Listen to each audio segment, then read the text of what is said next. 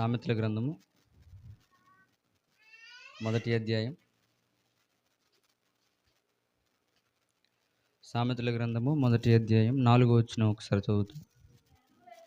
జ్ఞానము లేని వారికి బుద్ధి కలిగించుటకును యవ్వనులకు తెలివియు వివేచనయు పుట్టించుటకు తగిన సామెతలు. ఎవరెవరికంటే ఈ సామెతలు? ఎవరెవరికనంటే జ్ఞానము లేని వారికి ఏం కలిగించడానికి? బుద్ధి కలిగించడానికి. అదే విధముగా యవ్వనులకు తెలివి వివేచనయు పుట్టించడానికి ఈ సామెతల గ్రంథం అనేది ఒక అమూల్యమైనటువంటి ఒక గ్రంథం. ఈ పుస్తకం ఇది. ఒకవేళ మీకు జ్ఞానము కొదువుగా ఉన్నా, ఎలా నేర్చుకోవాలి, ఎలా దేవుని యొక్క వాక్యాన్ని నేను నా హృదయంలో పెట్టుకోవాలి అని అంటే ఈ సామెతల గ్రంథం మనం చదివితే మనకు అర్థమవుతుంది. ఓకేనా? ఎవరెవరికంటే ఈ యొక్క సామెతల గ్రంథం అని అంటే జ్ఞానము లేని వారికి, అదే విధముగా యవ్వనస్తులకి. ఈరోజు మన టాపిక్ కూడా యవ్వనస్తుల గురించి కొద్ది నిమిషాలు మనం నేర్చుకుందాం. వాక్యంలోకి వెళ్ళడానికి ముందుగా మోకరిని స్థలం ఇచ్చండి, చిన్న ప్రార్థన చేసుకుందాం. పరలోకమందున్న మా తండ్రి, మీ ఘనమైన ఉన్నతమైన నామానికి స్తుతులు స్తోత్రాలు చెల్లించుకొనిచున్నాం మా దేవ. మా తండ్రి అయిన దేవ, ఈరోజు నాయన ఇంత మంచి అవకాశాన్ని మాకు అనుగ్రహించిన ఇంత మంచి వాతావరణంలో తండ్రి మమ్మల్ని కూర్చోబెట్టినటువంటి విధానాన్ని బట్టి మీకు స్తోత్రాలు మా తండ్రి. నాయన చెప్పుచున్నటువంటి నాకు తండ్రి ఏమాత్రమును కూడా తండ్రి జ్ఞానము లోటు లేకుండా మీ జ్ఞానంతో నింపి మీ పిల్లలకు బోధించడానికి కావాల్సినటువంటి జ్ఞానంతో నింపమని అడుగుచున్నాం. వింటున్న వారు కూడా తండ్రి అటు వాక్య ప్రకారమునైనా వారి జీవితాలను కట్టుకోవడానికి మీ సహాయం దయచేస్తారని త్వరలో మా కొరకు రానైనా మా ప్రభువును మీ ప్రియకుమారుడైన యేసుక్రీస్తు ప్రభువారి నామమున మనలన్నీ కూడా అడిగి వేడుకొని ప్రార్థిస్తున్నాము తండ్రి. ఆమేన్. మంచిదండి. అదేవిధంగా మరి ఒక్కసారి వాక్యాన్ని వినడానికి ఆసక్తితో చేరువచ్చిన దేవుని పిల్లలందరికీ యేసుక్రీస్తు ప్రభువారి నామమున నా వందనాలు తెలియజేసుకుంటున్నాను. రాసుకునే వాళ్ళు ఉంటే జాగ్రత్తగా ఈ పాఠాన్ని గురించి రాసుకోవాలని ప్రభు పేరిట మనవి చేస్తూ, ఈరోజు మనం నేర్చుకోబోయే అంశం పేరు యవ్వనమును గురించినటువంటి ప్రాముఖ్యత. నాడున్నటువంటి సమాజంలో యవనస్తులు ఎవరైతే ఉన్నారో వారందరూ కూడా ఈ లోకానికి ఎక్కువగా కనెక్ట్ అయిపోయి దేవుని నుంచి దూరం అవుతున్నట్లుగా మనం చూస్తున్నాం కదా. సమాజంలో ఎక్కువగా ఎవరి మరణాలు మనకు కనబడుతున్నాయంటే, ఎక్కడో పూర్వకాలంలో మనం చూస్తే ఎవరో సంవత్సరానికి ఒకళ్ళు ఇద్దరు చనిపోయేవాళ్ళు. కానీ నేటి సమాజంలో మనం చూస్తే వేగంగా పోతున్నటువంటి సమాజంలో ఎంతోమంది యవ్వనస్తులు ఎన్నో పాపాలు చేస్తూ ఈ లోకంలో మరణమవుతున్నట్లుగా చూస్తున్నాం. దానికి కారణం ఎవరయ్యానంటే ముఖ్యంగా తల్లిదండ్రులు కదా. యవ్వన కాలంలో వారి బిడ్డలను పోగొట్టుకుంటున్నటువంటి తల్లిదండ్రులే వారికి కారణం. ఎందుకని అంటే వారి బాల్యము నుండి కూడా వారిని ఎలా పెంచాలి అని గ్రంథం తెలియజేస్తుందనంటే, ఒకసారి ద్వితీయోపదేశ కాండం దగ్గరికి మనం వెళ్ళగలిగితే, ద్వితీయోపదేశ కాండము ఇశ్రాయేలుకు తెలియజేస్తున్నాడు దేవుడు. ఆనాడు ఇశ్రాయేలుకు తెలియజేశాడు, ఈనాడు మనకు కూడా ఎంతో విలువైనటువంటి మాట ఇది. ఒకసారి చదువుదాం. 6-7 వచనాలు. నేడు నేను నీకు ఆజ్ఞాపించి మాటలు మీ హృదయములో ఉండవలెను. నీవు నీ కుమారులకు వాటిని అభ్యసింపజేసి నీ ఇంట కూర్చున్నప్పుడును, త్రోవను నడుచున్నప్పుడును, పండుకొనున్నప్పుడును, లేచున్నప్పుడును వాటిని గూర్చి మాట్లాడాలి. చెబుతున్నారు మరి పిల్లలకి, తల్లిదండ్రులకి ఏమని చెబుతున్నాడు దేవుడు అనంటే, మీ పిల్లలకు వాక్యాన్ని నేర్పించాలి. అలా నేర్పించాలి అనంటే మొట్టమొదటిగా తల్లిదండ్రులుగా మీరు నేర్చుకోమని చెబుతున్నాడు. నేర్చుకుంటున్నాం మరి సంఘానికి వచ్చి ఎన్ని సంవత్సరాలు అవుతుంది మనం సంఘానికి వచ్చి బాప్టిజం తీసుకున్నది మొదలుకొని సంఘానికి వస్తూనే ఉన్నాం. కానీ మన పిల్లల్ని మనం వాక్యాలు సరిగా పెంచుకోలేకపోతున్నాం. అలా పెంచుకోకపోవడం వల్ల జరిగేటటువంటి అనర్థాలు ఏంటయ్యానంటే, యవ్వన కాలానికి వచ్చేసరికి వాడికి సరైనటువంటి అవగాహన వాడి హృదయంలో మనం ఏం చేయట్లేదు, నింపట్లా. అలా నింపకపోవడం వల్ల వాడి హృదయంలో ఏ ఆలోచనలు అయితే పుడుతున్నాయో, వాడి హృదయంలో ఎటువంటి కోరికలు అయితే పుడుతున్నాయో వాటిని క్రియారూపకంగా ఈ సమాజంలో చేసేస్తున్నారు చాలామంది. గడిచినటువంటి నెలల్లో మనం చూస్తే ఎన్నో రేప్ కేసులు జరిగినాయి కదా, ఎన్నో జరిగినాయి. మన వార్తల్లో చాలామంది చెప్పారు. ఎక్కడనంటే ఒకసారి మౌమిత తెలుసా మీకు? కోల్కతాలో జరిగింది ఈ విషయం. ఆమెని ఎంత దారుణంగా రేప్ చేసి చంపేశారు. మనకు కనబడుతూనే ఉన్నాయి. ఎందుకనంటే అది చేసింది ఎవరు అంటే వృద్ధాప్యంలో ఉన్నవారు చేశారా? కాదు. బాల్యంలో ఉన్నవారు చేశారా? కాదు. ఎవరు చేశారు మరి అంటే ఒక యవ్వనస్తుడండి. ఒకడు మాత్రమే కాదు. అది గ్రూప్ రేప్‌గా మనకు న్యూస్ మీడియాలో చెప్పారు. అయితే దానికి కారణం ఎవరో? వాడు అలా తయారవ్వడానికి, వాడు అలా అంత స్వేచ్ఛగా అటువంటి పని చేయడానికి గల కారణం ఎవరు అనంటే తల్లిదండ్రులని మనం చెప్పుకోవచ్చు. తల్లిదండ్రులు ఒకవేళ వాడిని వాక్యంలో పెంచినా వాడు పెరగకపోతే తల్లిదండ్రులు తప్పు కాదండి. తల్లిదండ్రులు చెప్పకుండా వాడి ఇష్టానుసారంగా వారు తిరిగితే ఎవరు తప్పని చెప్పుకోవాలి మనం? తల్లిదండ్రులే తప్పని చెప్పుకోవాలి. ఎందుకనంటే వాడి బాల్యం నుండి కూడా వాడికి ఏం చెప్పి పెంచాలి మనం? అంటే వాక్యాన్ని నేర్పించి పెంచాలి. ఒకవేళ ఆడు బూతులు మాట్లాడుతున్నాడనుకోండి చిన్నప్పటి నుంచే మనం ఏం చెప్తాం వాడికి? మంచిగా మాట్లాడుతున్నావు నాన్న, నువ్వు ఇలాగే మాట్లాడు. ఎవరి దగ్గరికన్నా వెళ్ళినప్పుడు కూడా ఇలాగే మాట్లాడని చెప్తాం మనం? చెప్తామా? ఎందుకు చెప్పం? అది చెడు కాబట్టి అది చేయకూడదురా, అలా చేస్తే తప్పని మనం వాడిని ఏం చేస్తాం? ఖండిస్తాం. మరి ఇటువంటివి జరిగినప్పుడు కూడా ఎవరో ఒకరు ఖండించాలండి. కానీ ఇప్పటికి కూడా వాడికి ఎటువంటి శిక్షణ వేయకుండా అలాగే ఉంచారు. అలాగే ఏలూరు డిస్ట్రిక్ట్‌లో మండవల్లి మండలంలో చింతపాడు అనేటటువంటి గ్రామంలో ఒక 10థ్ క్లాస్ స్టూడెంటు 7థ్ క్లాస్ స్టూడెంట్‌ని రేప్ చేశాడు. వాడి వయసు ఎంతండి? 10థ్ క్లాస్ స్టూడెంట్ అంటే 15 సంవత్సరాలు. ఎందు నిమిత్తం ఇలా తయారవుతున్నారు సమాజం? ఎందు నిమిత్తం ఇలా పాడైపోతుంది సమాజం అనంటే 8థ్ క్లాస్‌కే 10థ్ క్లాస్‌కే ఇలా తయారైపోతున్నారంటే వాడికి మొట్టమొదటి కారణం ఏంటి అని అంటే తల్లిదండ్రులు. రెండవది 10థ్ క్లాస్‌కి 9థ్ క్లాస్‌కి ఫోన్‌లు. ఏం చెబుతున్నారు ఇప్పుడు 8థ్, 9థ్‌లో ఫోన్ అడుగుతుంటే తల్లిదండ్రులు అంటున్నారు, "నువ్వు 10థ్ పాస్ అవ్వు ఫోన్ కొనిస్తాను" అంటున్నారు. దానికోసమైనా వాడు ఏం చేస్తున్నాడంటే కష్టపడి చదివి పాస్ అయ్యి వారి తల్లిదండ్రులు ఫోన్ అడుగుతున్నాడు. దీనంతటికీ మూల కారణం ఎవరని అంటే ఖచ్చితంగా తల్లిదండ్రులేనండి. వారిని క్రమశిక్షణలో పెంచకపోవడమే మొట్టమొదటి కారణం. యవ్వనస్తులు చెడిపోవడానికి, వారి ఇష్టానుసారంగా వారు తిరగడానికి కానీ, వారు చేసేటటువంటి క్రియలు కానివ్వండి, వీటన్నిటికీ కూడా కారణం ఎవరనంటే ఖచ్చితంగా తల్లిదండ్రులే. వారిని ప్రభు యొక్క శిక్షలో, బాధలో చిన్నప్పటి నుంచే పెంచినట్లయితే వాడికి అటువంటి ఆలోచనలు రావు. ఒకవేళ వచ్చినప్పటికి కూడా మీరు ఎలా పెంచుతున్నారు వాడిని? వాక్యంలో పెంచుతున్నారు. కాబట్టి వాడు అటువంటివి చేయకుండా ఉండడానికి ఆ వాక్యం అనేది ఒక అడ్డుగా వాడికి నిలబడుతుంది. ఉపయోగపడుతుంది వాడికి. అయితే ఈ యవ్వన కాలంలో బైబిల్ గ్రంథంలో ఒకసారి మనం చూడగలిగితే ఈ యవ్వన కాలంను గూర్చి ఒక ఇద్దరు యవ్వనస్తులు మనకు కనబడతారు. మన యవ్వన కాలం గూర్చి ఏ మెసేజ్ తీసుకున్నప్పటికీ కూడా వారిద్దరూ మెయిన్ పాయింట్స్‌గా తీసుకోవచ్చు వాళ్ళిద్దరిని. ఎవరయ్యా అనంటే ఒకటి స్టెఫను గారు, రెండవది యోసేపు గారు. యోసేపు గారి జీవితం మనకు తెలుసు కదా! ఆయన జీవితంలో ఎన్నో ఆటంకాలొచ్చాయి. ఎన్నో ఇబ్బందులు ఫేస్ చేశాడు. అలా చేసి ఆయన్ని అన్నలే ఆయన్నేం చేశారు? గుంటలో పడేసి అతన్ని వెలివేశారు. ఇతను మన దగ్గరుంటే మనకేమీ రావు, మనకేమి దక్కవనుకొని అన్నలే అతన్ని తోసేసినప్పటికీ కూడా ఏం చేశాడు దేవుడు? ఉన్నత స్థాయిలో నిలబెట్టాడు ఒక యవ్వనస్తుడిని.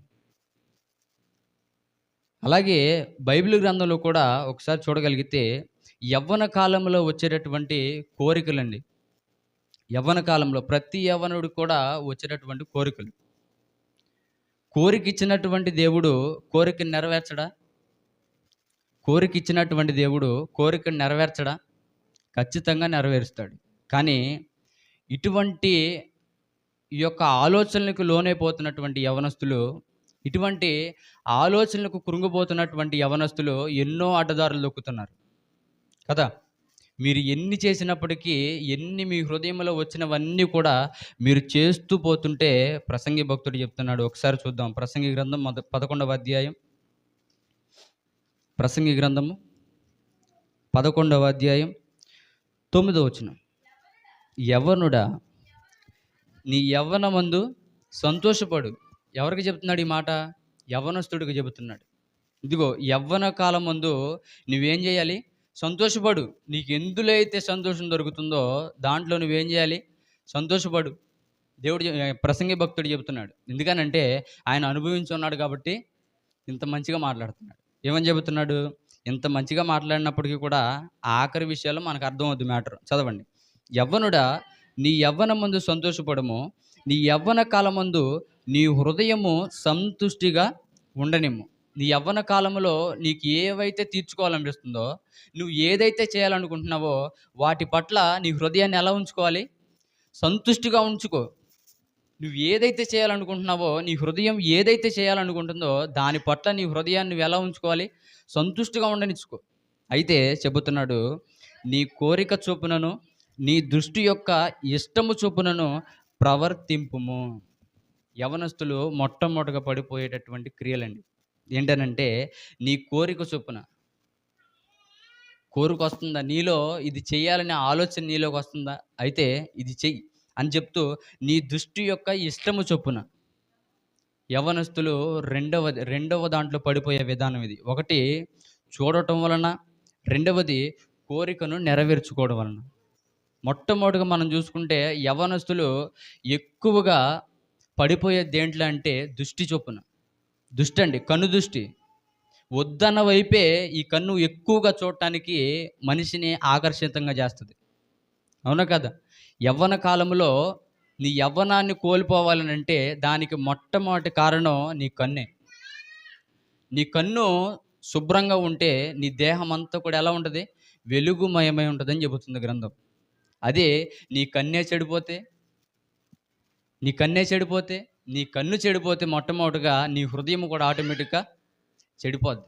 ఎందుకనంటే కన్ను చూసిన దాన్ని బట్టి హృదయం ఏం చేస్తుంది? చెయ్యాలనే ఆలోచనని మనకు పురుకొల్పుతూ ఉంటుంది. కాబట్టి మొట్టమొదటిగా మన కన్ను పరిశుభ్రంగా ఉంటే మన దేహం మొత్తం కూడా శుభ్రంగా ఉంటుందని చెబుతుంది. అయితే యవనస్తులు చెబుతున్నాడు, నీ కోరిక చొప్పునను నీ దృష్టి యొక్క ఇష్టము చొప్పునను ప్రవర్తించుము. అయితే వీటన్నిటిని బట్టి దేవుడు నిన్ను తీర్పులోనికి తెచ్చునని జ్ఞాపకం ఉంచుకోవాలంట. నువ్వు ఏది చేసినప్పటికీ కూడా నీ యవ్వన కాలంలో నువ్వు ఏదైతే చేస్తున్నావో నువ్వు తప్పే చెయ్యి, రైటే చెయ్యి. నువ్వు ఏది చేసినప్పటికీ కూడా వీటన్నిటిని బట్టి ఒకానొక దినాన దేవుడు ఏం చేస్తాడు? నిన్ను లెక్క అడుగుతాడు. నా యవ్వన కాలంలో ఇదిగో ఫ్రెండ్స్తో తిరగాలనుకుంటున్నా, తిరుగు. యవ్వన కాలంలో సినిమాలంటే నాకు ఇష్టం, చూడు. ఇదేగా చెప్పేది ప్రసంగి భక్తుడు. నీ యవ్వన కాలంలో నువ్వు ఏదైతే చేయాలనుకుంటున్నావో అది చేసేయి. తల్లిదండ్రులు తెలియకుండా సిగరెట్ తాగాలనుకుంటే తాగు. తల్లిదండ్రులకు తెలియకుండా ఇక ఫ్రెండ్స్తో బయటకు వెళ్ళాలనుకుంటే వెళ్ళు. నువ్వు ఏది చేసినప్పటికీ కూడా ఒకానొక దినాన దేవుడు నిన్ను లెక్క అడుగుతాడని చెబుతున్నాడు. ఎవరికి తెలియకుండా ఏదైనా చేసేస్తా నేను, ఎవరికి తెలియట్లేదులే, మా అమ్మ నాన్న చూడట్లేదులే, నీ ఇష్టానుసారంగా తిరిగితే దేవుడు చెబుతున్నాడు, నేను చూస్తాను. ఆయనకు మరుగైనది ఏదీ లేదు. నువ్వు ఎక్కడైనా కూర్చో, గట్టిగా చీకట్లో కూర్చున్నప్పటికీ కూడా ఆయన ఎలా చూస్తాడు? స్పష్టంగా చూస్తాడు ఆయన. నువ్వు ఎక్కడ కూర్చొని ఏ పాపం చేసినప్పటికీ కూడా దేవుడు ఖచ్చితంగా చూసి ఒకానొక దినాన నిన్ను లెక్క అడుగుతాడు. కాబట్టి ప్రసంగి భక్తుడు చెప్తున్నాడు, యవ్వన కాలంలో నీ కన్ను నువ్వు జాగ్రత్తగా ఉంచుకో, నీ దృష్టి నీ దగ్గరే పెట్టుకో. దానిని గనక వదిలేసావి అనుకో, ఇక నీ యవ్వన కాలం వృధానే. కాబట్టి ఇంకా చెబుతున్నాడు, ఒకసారి చూడండి, తిమోతికి రాసిన 2వ పత్రిక. ఇన్ని కోరికలు యవ్వన కాలంలో యవ్వనులకు వస్తాయని తెలిసే ఒకసారి అపోస్తుడైనటువంటి పౌలు గారు తిమోతి గారికి ఒక విషయం చెబుతున్నాడు. తిమోతికి రాసిన 2వ పత్రిక 2వ అధ్యాయం 22వ వచనం. నీవు యవ్వనేచ్ఛల నుండి పారిపోము. ఎక్కడికి పారిపోవాలి? ఒకవేళ వీర్రాఘపురంలో ఉంటే నాకు ఇన్ని ఆలోచనలు వస్తున్నాయి, వీర్రాఘపురంలో ఉంటే నాకు తప్పు చేయాలనే ఆలోచన వస్తుందని అంటే పక్కన పుట్టిరాలకు వెళ్దామా? పక్కన పుట్టిరాలకు వెళ్ళినా, నువ్వు హైదరాబాద్ వెళ్ళినా, దుబాయ్ వెళ్ళినా, ఎక్కడికి వెళ్ళినా ఈ ఆలోచన అనేది నీ హృదయంలో ఏం చేస్తూ ఉంటుంది? ప్రేరేపిస్తూ ఉంటుంది. అదే వాక్యం నీలో ఉందనుకో, నువ్వు ఎక్కడికైనా వెళ్ళు. నువ్వు డాబాలో ఉన్నా, చుట్టింట్లో ఉన్నా, ఎక్కడున్నప్పటికీ కూడా దేవుని వాక్యం నీలో ఉంటే అపవాది నిన్ను టచ్ కూడా చేయలేడు. యోబు గారి విషయం తెలుసు కదా మనకి. యోబు గారు యోబు గారికి ఎంత వస్తుంది? యోబు గారు నీతిమంతుడు కదా! అంత నీతిమంతుడి చుట్టూ ఆయన ఏం చేశాడు? కంచేశాడు. అది కనపడనటువంటి కంచెది. అది అపవాదికి, దేవునికి మాత్రమే కనపడుద్ది. ఒకానొక సందర్భంలో అపవాది దేవుని దగ్గరికెళ్ళి ఇలా సంభాషణ చేస్తుంది. దేవుడు మాట్లాడుతున్నాడు ఇలా, అయ్యా నా నా నా యందు భయభక్తులు కలిగినటువంటి నా భక్తుడైనటువంటి యోబు గారి విషయం నువ్వు ఆలోచించావని అడుగుతున్నాడు దేవుడు అపవాదిని. అడిగినప్పుడు ఆయన నీ యందు ఊరకే భయభక్తులు కలిగి ఉన్నాడా? ఆయన చుట్టూ నువ్వేం చేసావు? కంచేసావు. కాబట్టి నేనేం చేయలేకపోతున్నా ఆయన్ని? టచ్ చేయలేకపోతున్నా. ఒకసారి ఆ కంచె తీసి చూడు అంటాడు. ఒక యవ్వనస్తుడిగా నీలో వాక్యం ఉన్నప్పుడు, నువ్వు దేవుని యందు భయభక్తులు కలిగి జీవిస్తున్నప్పుడు, నీ చుట్టూ కూడా దేవుడు ఏం చేస్తాడు? కంచేస్తాడు. అలాగే యోబు గారి విషయంలో వారిద్దరు ఎలా అయితే సంభాషించుకున్నారో, మన విషయంలో కూడా అపవాది మనం పడేయాలని దేవునితో ఎన్నో సందర్భాల్లో మాట్లాడుతూ ఉంటాడు. ఒక్కసారి గనక దేవుడు కంచె తీసాడనుకోండి, కంచె తీసి వాడిని నీకు వదిలేస్తున్నాను వదిలేసాడనుకోండి, మనం ఖచ్చితంగా పడిపోతామండి కదా! వాడు పెట్టేటటువంటి ఆలోచనలకి, వాడు పెట్టేటటువంటి ఆ యొక్క శ్రమలకి మనం ఖచ్చితంగా పడిపోతాం. కానీ ఇక్కడ అపోస్తలుడైనటువంటి పౌలు గారు తిమోతి గారికి ఏం చెబుతున్నాడంటే, నువ్వేం చేయాలి? యవ్వనేచ్ఛల నుండి పారిపో. ఎక్కడికి వెళ్ళిపోవాలి చెబుతున్నాడు. పవిత్ర హృదయములై ప్రభువునకు ప్రార్థన చేయు వారితో కూడా నీతిని, విశ్వాసమును, ప్రేమను, సమాధానమును వెంటాడు. ఎవరైతే పవిత్ర హృదయం కలిగి, ఎవరైతే ఎటువంటి తప్పు చేయకుండా ప్రభుపై ఆనుకొని ఉంటారో వారి దగ్గరికి వెళ్ళిపోను. మనం ఎప్పుడైతే ఒంటరిగా ఉంటామో అపవాది ఖచ్చితంగా మనల్ని టార్గెట్ చేస్తాడండి. అలా టార్గెట్ చేయడానికి, అలా టార్గెట్ చేస్తే మనం ఖచ్చితంగా పడిపోయే అవకాశం ఉంది. అందుకనే అపోస్తలుడైనటువంటి పౌలు గారు తిమోతి గారికి చెబుతున్నాడు, అయ్యా తిమోతి, ఇక్కడి నుంచి నువ్వు వెళ్ళిపో, పారిపోమని చెబుతున్నాడు. పారిపోయి ఎక్కడికి వెళ్ళాలంటే, పవిత్ర హృదయం కలిగి ఎవరైతే ప్రభువుకు ప్రార్థన చేస్తారో వారి దగ్గరికి వెళ్ళు. వారి దగ్గరికి వెళ్ళి నువ్వు కూడా వారితో కలిసి ప్రార్థన చేయి. అలా ప్రార్థన చేస్తే అపవాది నీ దగ్గరికి రాడు. చూడండి, మనం ప్రతిదినము వాక్యం చదువుతూ, వాక్యం నేర్చుకుంటూ, వాక్యాలు వింటూ ఉన్నాం అనుకోండి, మనకి వేరే ఆలోచనలు ఏమైనా వస్తాయా? వస్తాయా? మనకు రావు. మనం ఎప్పుడైతే ఫ్రీగా, ఖాళీగా ఏ పని లేకుండా కూర్చుంటామో అప్పుడే మనల్ని శోధిస్తూ మొదలు పెడతాడు అపవాది. యవ్వన కాలం అనేది చాలా విలువ కలిగినటువంటి కాలం అండి ఇది. దేవునికైనా అపవాదికైనా. పడిపోవాలన్నా, మన యవ్వన కాలం పడిపోవాలన్నా, కట్టుకోవాలన్నా ఇదే మొదటి మెట్టు. ఇందులో గనక మనం ఫెయిల్ అయిపోయాం అనుకోండి, మన జీవితం మొత్తం పాడైపోయినట్టే.